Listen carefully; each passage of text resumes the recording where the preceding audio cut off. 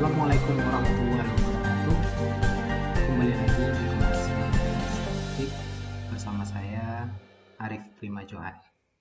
Selain strategi yang sifatnya intensif atau berupaya untuk meningkatkan pertumbuhan perusahaan, perusahaan juga harus secara rasional bisa menilai posisi dirinya di tengah persaingan. Sehingga apa? Juga terdapat strategi-strategi yang sifatnya defensif, yaitu untuk bertahan. Ini adalah strategi yang cenderung digunakan oleh perusahaan ketika dia berada pada posisi yang tidak menguntungkan. Kompetitif posisinya lemah, kemudian tertekan oleh persaingan, mengalami penurunan profit, mengalami penurunan nilai, kemudian perusahaan harus melakukan sesuatu. Nah, pada posisi ini tentu akan sulit bagi perusahaan untuk melakukan intensif strategi karena beberapa aspek dari atau beberapa kondisi internalnya melemah di pada persaingan. Nah, ada beberapa pendekatan yang umumnya. Pertama disebut dengan retrenchment strategi. Ini kalau kondisinya masih bisa kita perbaiki atau masih memungkinkan untuk diperbaiki. Lanjut ke berikutnya disebut dengan divestiture atau melakukan divestasi, yaitu menjual unit usaha atau bagian dari organisasi. Nah, yang selanjutnya ada disebut dengan likuidasi. Ini setelah dua yang sebelumnya tidak sukses, ya, perusahaan perlu mempertimbangkan likuidasi. Dan yang terakhir disebut dengan bankruptcy atau kebangkrutan. Nah, kita mulai dari awal. Pertama, retrenchment strategi ini sering juga disebut dengan istilahnya dengan turnaround strategi, dan sering lebih populer dengan terminologi transformasi. Turnaround artinya kita merubah haluan. Retrenchment berarti kita berupaya untuk melakukan reduksi terhadap biaya, terhadap aset, melakukan efisiensi, kemudian memperbaiki struktur. Ada re-engineering proses terlibat di sini, dan ini adalah pendekatan strategi yang sulit. Kita berupaya untuk mengembalikan atau memperkuat distinctive kompetensi perusahaan yang berada pada kondisi lemah. Baik, sebagai contoh, ada sangat banyak perusahaan yang sudah melewati masa transformasi ini, yang dulunya adalah perusahaan yang buruk, kemudian sekarang menjadi perusahaan yang bagus.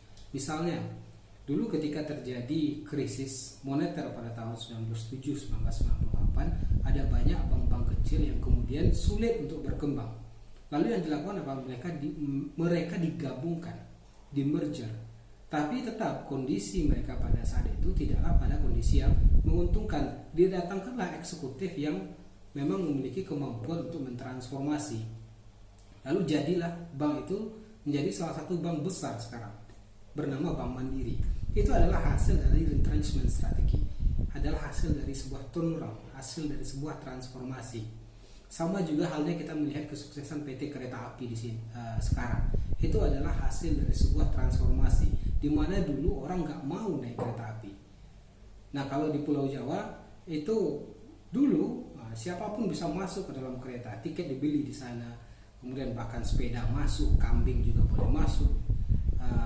Di dalam kereta tidak nyaman. Lalu ini kemudian ditransformasi oleh eksekutif perusahaan, oleh keseluruhan perusahaan, sehingga dia menjadi perusahaan yang profitable seperti sekarang. Nah, ini adalah retrenchment strategi. Dia adalah bagian dari defensive strategi. Ketika sudah bertransformasi dan sudah berada pada posisi yang kembali normal dan membukukan keuntungan, maka perusahaan bisa melakukan pendekatan-pendekatan strategi berikutnya atau mengkombinasikannya. Nah, selanjutnya strategi bertahan yang lainnya disebut dengan divestiture. Divestiture artinya kita menjual divisi atau bagian dari organisasi kita. Misalnya kita punya perusahaan, di perusahaan tersebut ada lab. Lab ini ternyata tidak menguntungkan, tidak memberikan kontribusi. Kita lebih nyaman menggunakan laboratorium eksternal atau meng-hire scientist untuk melakukan penelitian untuk kita, sehingga keberadaan lab ini tidak menguntungkan. Kita bisa divestiture lab ini, kita bisa menjual lab ini. Oke, yang paling fenomenal adalah ketika HM Sampurna menjual perusahaan yang membawa namanya itu ke Philip Morris. Ini adalah bagian dari divestiture, adalah bagian dari upaya defensifnya perusahaan, yaitu menjual bagian atau divisi perusahaannya kepada perusahaan yang lain. Agar apa? Agar mereka memperoleh dana segar, agar mereka memperoleh aset untuk kemudian diinvestasikan di tempat yang lain atau digunakan untuk mengembangkan kompetensinya.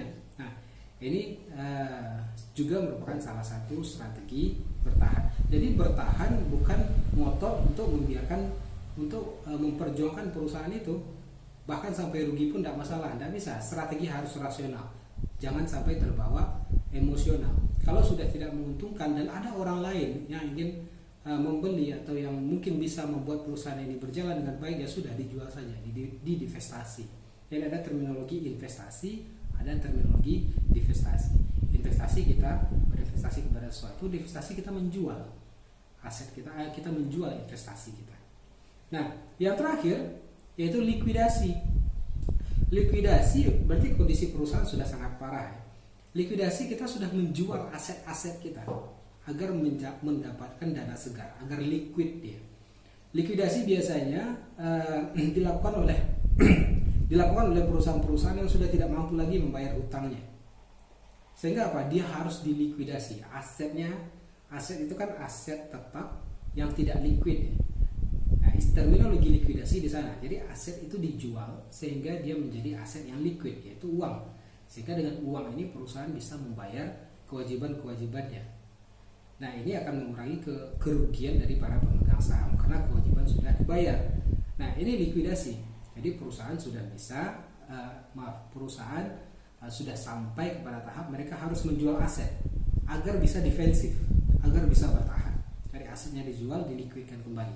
Liquid ini bisa digunakan untuk membayar kewajiban atau mungkin untuk sebagai modal kerja agar perusahaan bisa beroperasi kembali. Yang terakhir, bankruptcy, yaitu membangkrutkan perusahaan. Nah, memang tidak dibahas secara khusus, tapi sebenarnya bankruptcy ini adalah pendekatan di mana perusahaan mendeklarasikan kebangkrutan melalui pengadilan tentunya, sehingga nanti akan ada kurator yang menilai, kemudian apakah mereka layak untuk dibangkrutkan, dan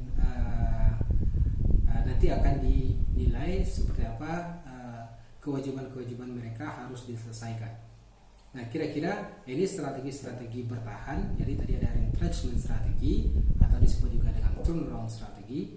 Yang kedua ada yang disebut dengan divestiture atau mendivestasi, menjual satu unit, menjual bagian atau beberapa bagian dari organisasi. Yang ketiga likuidasi, dan yang terakhir disebut dengan bankruptcy.